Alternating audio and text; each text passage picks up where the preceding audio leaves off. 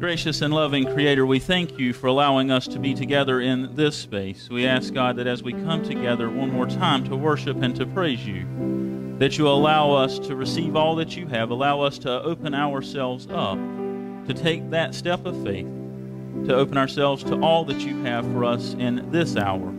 Allow us to feel your love in a new and transforming way. Allow us to continue to bask in your blessings and to take your love with us everywhere we go. In Christ's name, amen. Good morning. Thank y'all for taking time to be here this morning. We have a couple of things to kind of change up a little bit for you. How many fathers do we have in the audience this morning? Please stand as you are able. I think we have a special gift for you Fred's bringing down. We want to say a very warm and welcoming and loving Happy Father's Day to all those fathers here.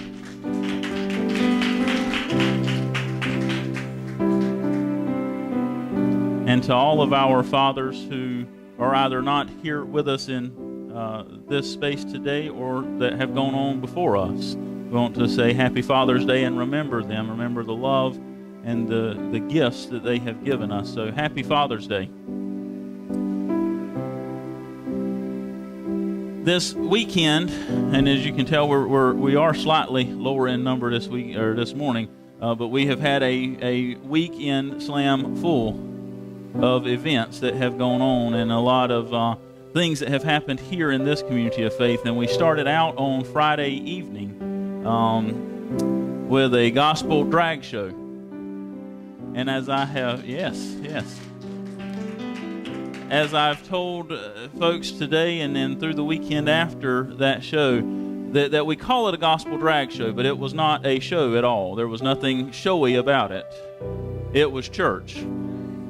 That we came together and we had church. And it was moving. It was a powerful experience. It allowed folks to come in and use their gifts in a way that they're not able to use them in other places. It allowed folks to come in and to be uniquely in all of who God called and created them to be and use it to worship God. There were several of the queens that got into the Spirit as they were doing that. And it wasn't a part of an act or a part of a show. They were truly immersed in the worship experience, and we're grateful to have done that. It also was a benefit for the Alliance of AIDS Services Carolinas, and we were able to raise over $2,000 for that organization. In addition to the $2,000 that was raised, 110 pounds of food was donated to their pantry. That's what happens when people come together and worship God and be completely the church.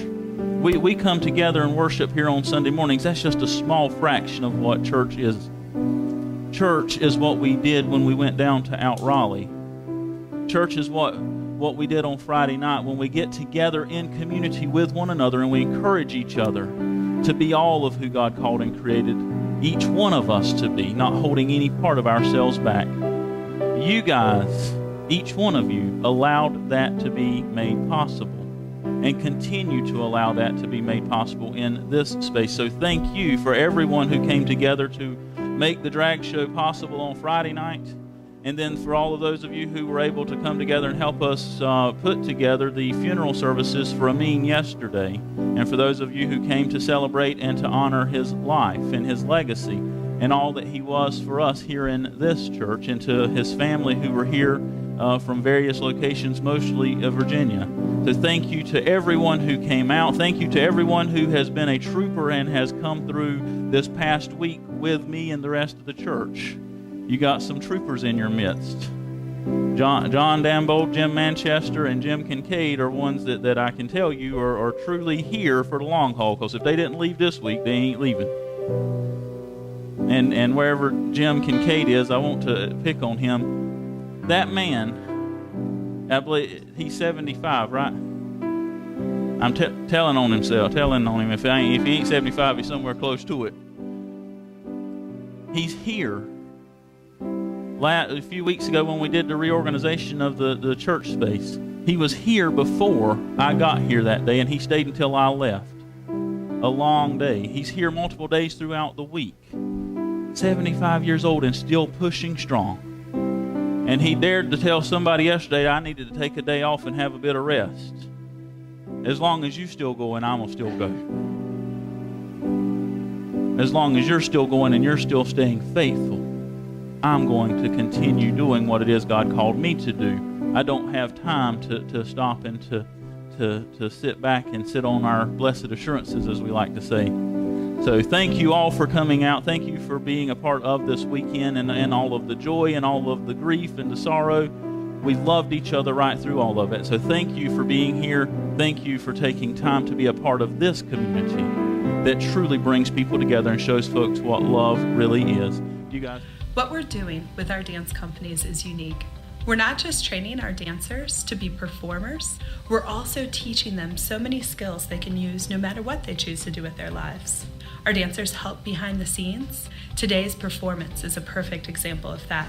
Props, costumes, and even some of the choreography that you saw was created by our very own company members.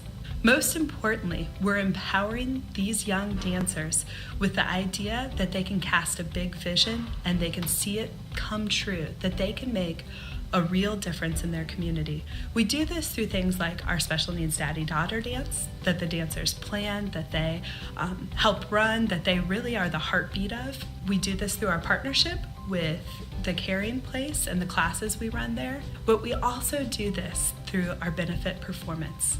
The dancers choose a special cause. In the past, we've had our kids select things like building swing sets for an orphanage, and they put the first swing sets in a rural town in Kenya that the kids there had ever seen. We've watched these teenagers and young people see an idea, get excited about it, and then really feel empowered that they can make a difference in the world, that they can do something bigger than themselves and beyond themselves. So I'm very excited to announce that this year's performance, our proceeds will be going to send myself and Mr. Willie Hinton to the Kibera slum of Nairobi, Kenya, where we will be working with kids, teaching them dance as a part of their ballet program there. The motherland, it's where my ancestors, it's the place where my ancestors trotted. It's a place where my ancestors were fed, and they in turn fed me, and then I can in turn feed my students.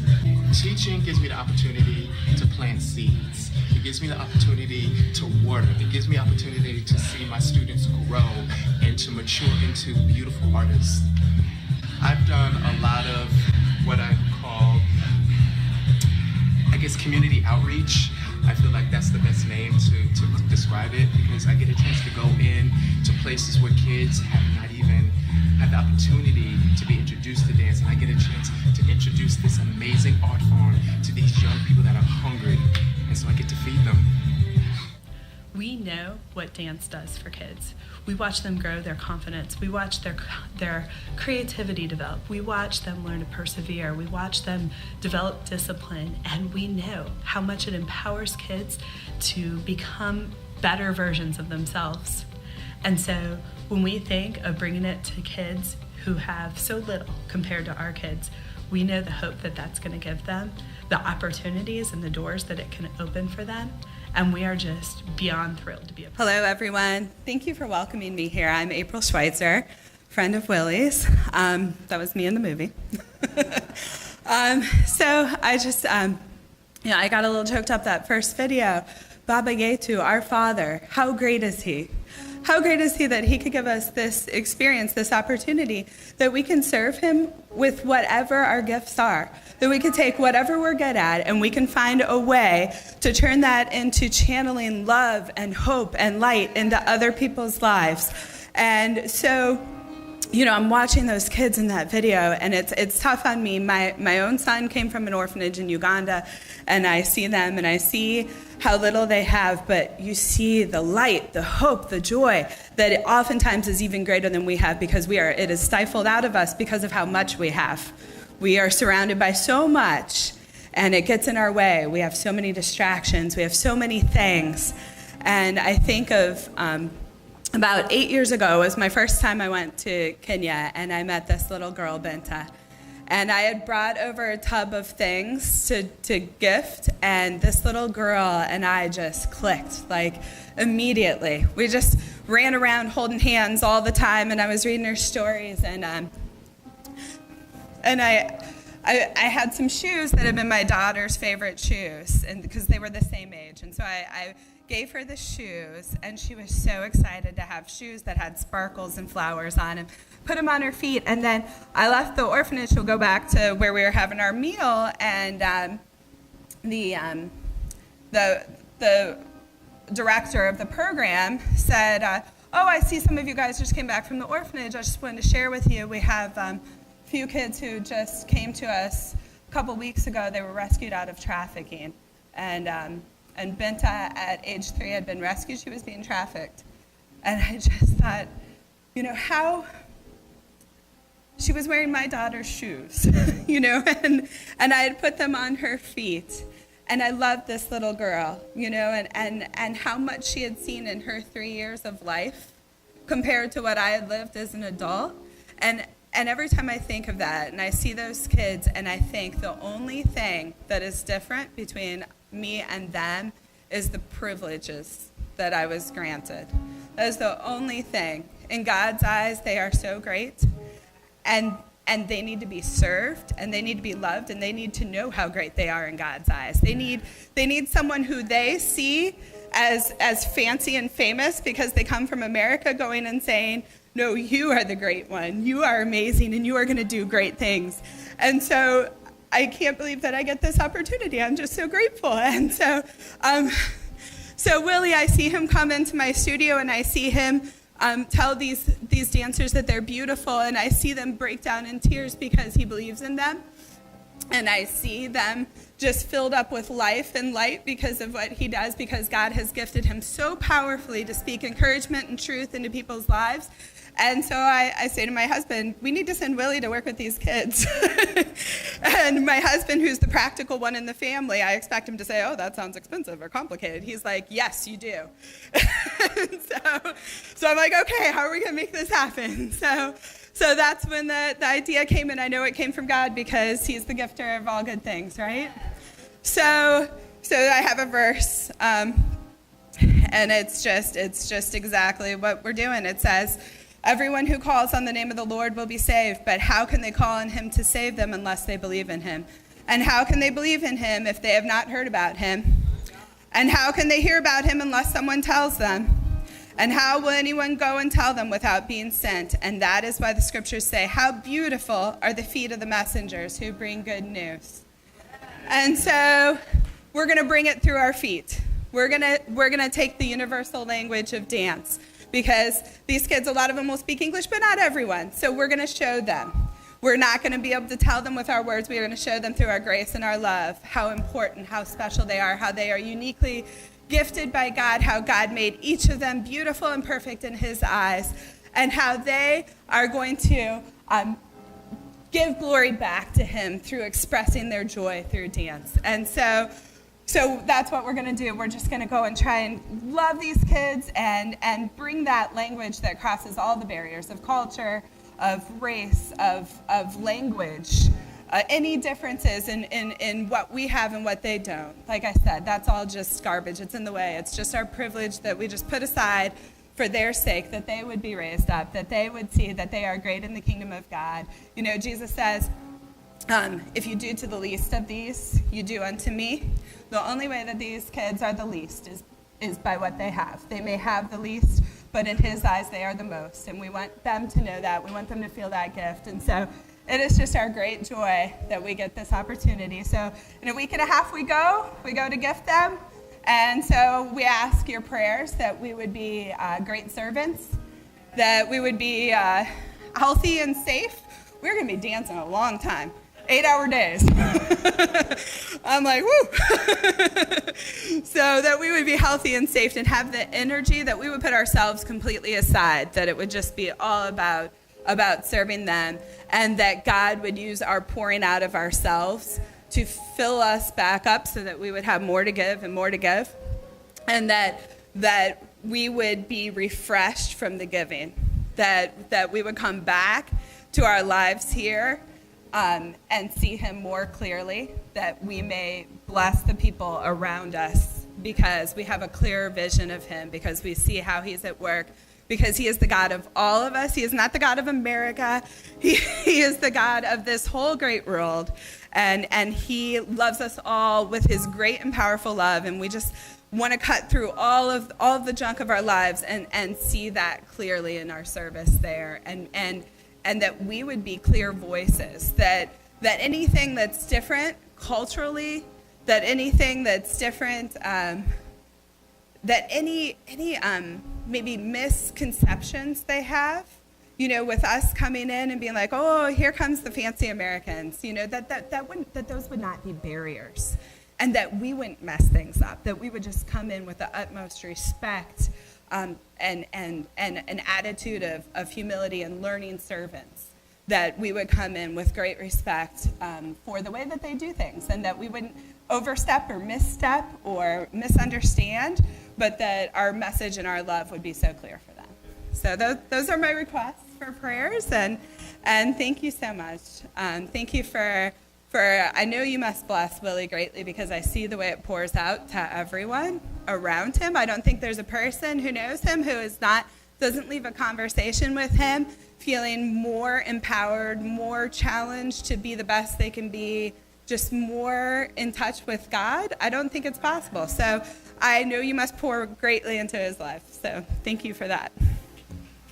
Every good gift and every perfect gift is from above, and cometh down from the Father of lights, with whom is no variableness, neither shadow of turning. That's James 1:17. It's kind of strange being up here, because I'm usually down there. But God is definitely doing something in my life. He's told me many times, he says, Willie, your turn is coming. Just be patient. And I hear it, but sometimes I don't always believe it. And he keeps saying, Willie, your turn is coming. You've been through a lot. You've been through a lot. And he said, for all your pain and for all your suffering, I'm going to double your abundance. And that's for everybody out there.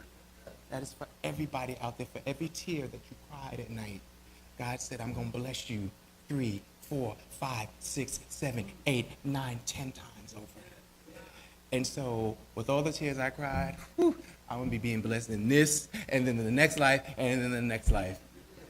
So it is truly an honor to be standing up here to talk about my passion for dance. As you all know, I am so passionate about what I do. And it's not about me. It's about God using me to speak my language, the language that so many people may not understand, but they feel. To be able to go somewhere, Asia, Africa, and speak the language and not even open my mouth. And so I want to say thank you. The biggest thing that my goal in life is to pass on to my students.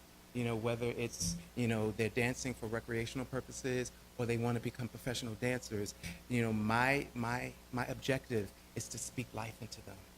It's to speak life into them. Any mission or any direction they want to go in, I say, look, you can do this. You got this. As I said, dance has a unique way of speaking without the hindrance of words and the confusion that they sometimes present. But today, I get to use my words without any confusion. I get a chance to speak about giving back and how dance has the amazing possibility of changing people's lives. When I first learned about the Africa trip, I was just like, all right, yeah, that's cool, but it's not happening until next year. And so it seemed so far away, and with me, I want the here and now. I want it now. I want it yesterday. And in order for me to believe it, it has to have happened yesterday. And it doesn't always work like that. God says you got to be patient in my timing and in my will. Because if it happens before then we're going to mess it up. We're going to mess it up. And so God was just like, just be patient. Be patient. Your time is coming. So be patient. Your time is coming. I am an example of that. As I stand before you, I never dreamed, well, I did dream about going to Africa, but it was just here. I would wear my African attire. I had my African jewelry up on my wall. And I said, you know what, one day, I am going to be able to walk on the motherland. I'm going to be able to trod where my ancestors stepped.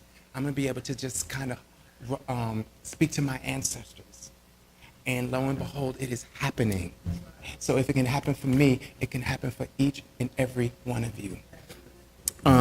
My mentor, Baba Chuck Davis. Okay, let me tell you a little bit about Baba Chuck. He passed away last May. Baba Chuck is the father of African dance. He is in the history books. This man was a legend. He was a legend not only in the dance community, but he was just a legend. And he used to go to Africa every summer. He would do a pilgrimage. And one summer he wanted to take me. And I couldn't go because of financial reasons. Because this man, he believed in me. When I first started dancing and I didn't know anything, he saw something. He saw something, and that seed that he saw, he was like, I gotta water this. I gotta water this. I gotta water this. You know, and I was like, Baba Chuck, I don't know. He's like, you know. And before he passed away, he said, you know what, Willie? You were born to dance. He was like, you were born to dance. And so now, years later, I'm on my way to Nairobi, Kenya. I'm on my way, and I'm following in the footsteps of my mentor. And I know that he is smiling down. He's like saying, yes, I knew it was going to happen. I knew it was going to happen for you because you deserve this. You deserve it because you have paid your dues. You have cried. You have sweated. You have been in pain. And so now it's your turn. Psalms 32:8 says, I will instruct you and teach you in the ways that you should go. I will counsel you with my loving eye on you. Romans 12:6-7. We have different gifts according to the grace given to each of us. If your gift is the gift of prophecy, then prophesy according with your faith. If your gift is the gift of service, then serve. If your gift is the gift of teaching, then teach. I am fully aware of my purpose in life according to my faith. I am fully aware that when I stand in front of my students, I must show vulnerability. I must show authenticity. I must show truth. I must not only connect with them on a physical level, but I have to connect with them on an emotional level and on an artistic level. I must be willing to have them stand on my shoulders, like the shoulders that I stand on my ancestors. And when they're standing on my shoulders, I have to make sure that they are solid. I have to make sure that they're not afraid. I have to make sure that they trust me. And that is a big burden. I mean, it's not a burden, but that's a lot.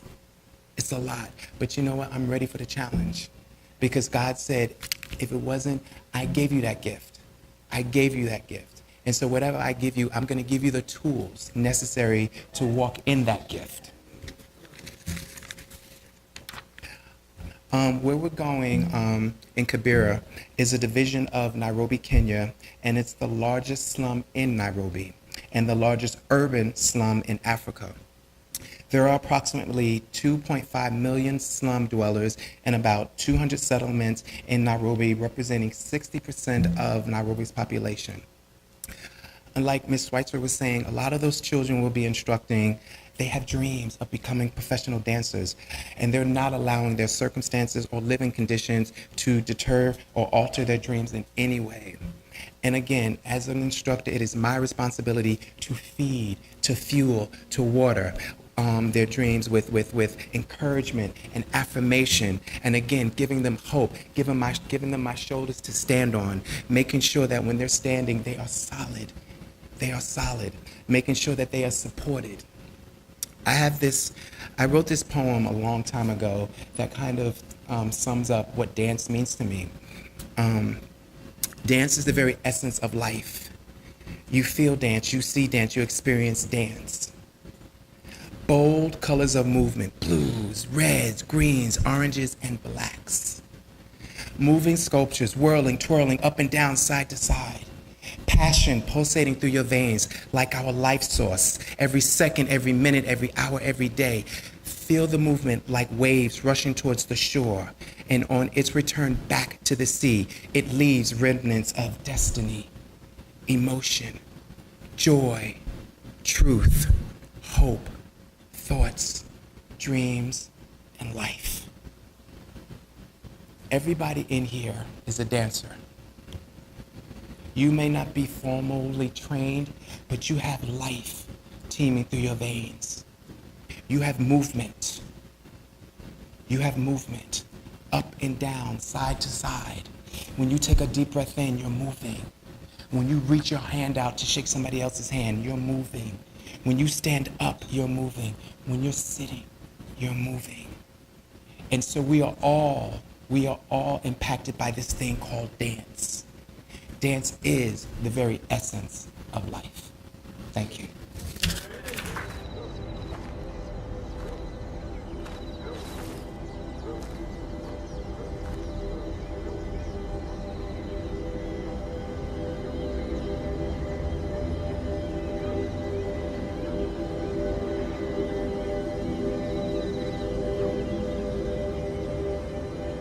Dance, when it comes from deep within, it's my way to accept the circumstances I am in, because I don't talk a lot of, I would say, pain, the challenges I have and the challenges I do face. But through my dance, I tend to push it out with my emotions and with my poses and how I interact with the nature. So that's how intimate dance is to me. I get to realize my deeper being, my inner self.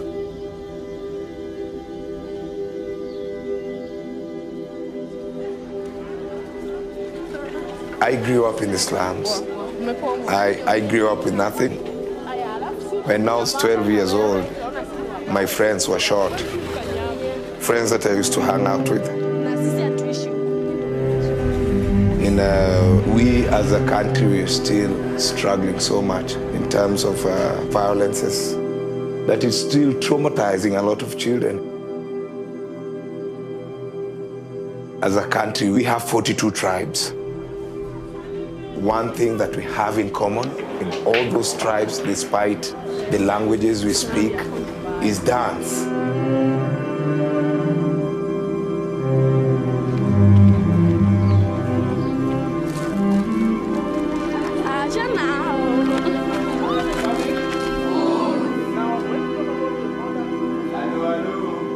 I'm always happy during my dance classes that children go to realize their strength of being together.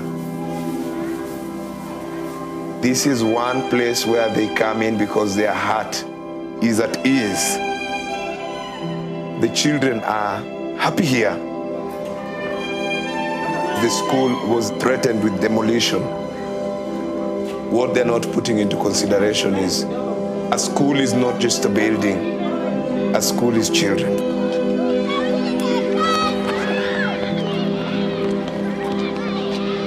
These children come here for hope.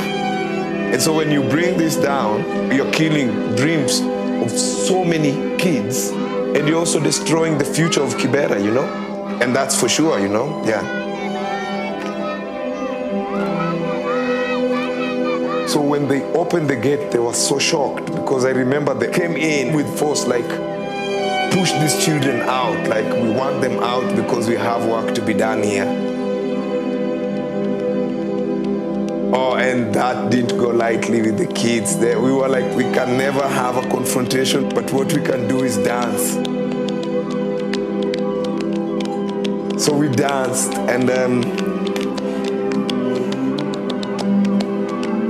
they left. That was special. Yeah.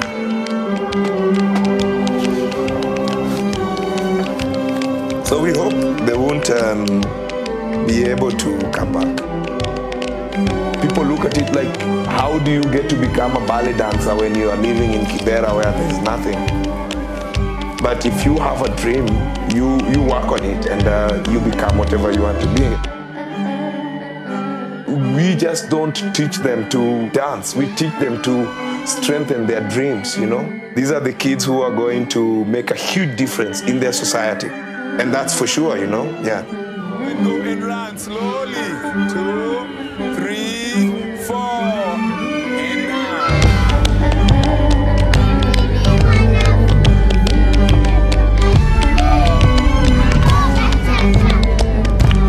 Ballet inameka me feel like a superstar. Dance make me to feel very good, and I felt from nobody to somebody. Dance inamake nikuwe hata proud kwangu. Najua inaweza nifikisha mahali. Mamangu hakukuwa anajua ballet, alikuwa ananiambia nitoke, nikakata. Vile jana niliona akani understand.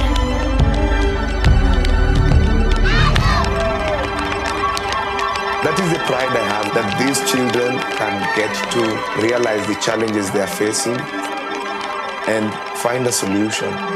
We've realized we can never achieve it either by our tribes, but we have to do it together. Preach the gospel at all times, when absolutely necessary. Use words. I want to share with all of us. Preach the gospel in all times and all places. And only when we have to, use words. What they will do in the coming weeks in Nairobi, what those drag queens did on Friday night here, what you have done in embracing and in encouraging them to be all of who God called and created them to be, what we have done in those moments preaches a far greater sermon than will ever be delivered from that pulpit. It preaches a far greater sermon than I will ever live to preach. It preaches a far greater sermon when we go out and we do. You see, we think of love as this little four-letter word that we throw around and it's a noun or whatever we want to we forget that it's an action, that it's about doing. We get in place with this whole thing called worship, and we think, oh, well, we just come sit in the pews and do this thing called worship. We forget about it requires an action on our part. If I'm not mistaken, I might have preached a sermon on that at some point in time. That it requires action on our part. What we do each and every moment of our life. What we do when we walk back out of those doors shows the love. I can say I love you all day long until I show you that I love you. I have to show you that I love you, this unconditional love. So I say again to us, preach the gospel, the good news that is good for all people, in all places, in all times, not holding it back from anybody. And when we have to, use words. Go out and be about God's love. Embrace people, encourage people to be all of who they are, allowing them to use the gifts that God bestowed upon them to show somebody else a love that they don't yet know and that they don't yet understand, and that in many cases they have been told is not extended to them. I think that the way we used to say this, that I'm just one beggar trying to show another beggar where to get some food. I'm just one person struggling to find my way. With the same struggles each one of you. Just because I wear this collar don't mean I got some special privileges, that I got some special pass.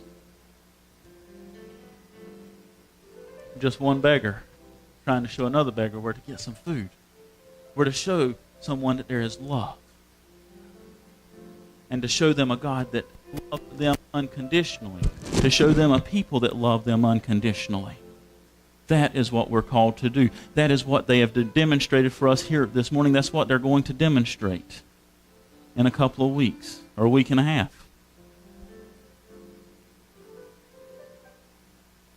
And each one of you, first time I've ever met you, each one of us here in this place are a part of that journey, whether we know it or not. We're all interconnected. This is one of the many ways that we can see that made manifest. Because in loving Willie, allowing Willie to do all of what Willie does and use all of his gifts, he's going out and blessing others. He's going out and being that love. It's not about the number of people who ever walk through these doors. It's about the amount of impact that the people that do make it through these doors feel in the number of people that they take out that message of love. It's about the number of people's lives that are saved and impacted because of the work that is done in your life each and every day. And that happens in subtle ways, as simple as smiling at somebody, hugging somebody, taking time to say, I love you. Taking time to pick up the phone and say, I care about you. I want to know how you are. It's about taking time to be in relationship with one another. We are not about this. I'll refrain what I'm. We ain't about this thing called religion. Because religion has been used in very horrible ways to hurt people. We're about a relationship that we engage with each other. And in doing so, we're in relationship with the one who gave it all for us to be here today to share love. That's what it's about. If we can take anything from this message that they brought for us, and thank y'all for doing that, if we can take anything from that message, take this, that in what we do and in the actions that we carry out in our love in the community, that's where God abides. That's where God lives and flourishes and makes God's self manifest in each one of us, allowing us to simply love on one another. You never know. Countless stories that have come through these doors and that those in the community whose lives are literally saved. People who are still here today because somebody took the time to love on them and to let them know a God that is love. You'll never know the number of people that y'all have literally saved, the number of people who are alive today and that will continue to live because of your willingness to say yes. Your willingness to be all of who God called and created you to be. Even when you never thought that it was a gift. Even when you didn't know how you were going to make it another day. When that knee was hurting so bad that you didn't know that you were going to be able to keep dancing. God was using you to share a message of hope and a message of love and to bring joy into people's lives. Not only here, but all the way over in Nairobi. And then I think, was that where you were at before? Continue to be the love. Continue to be Jesus with skin on.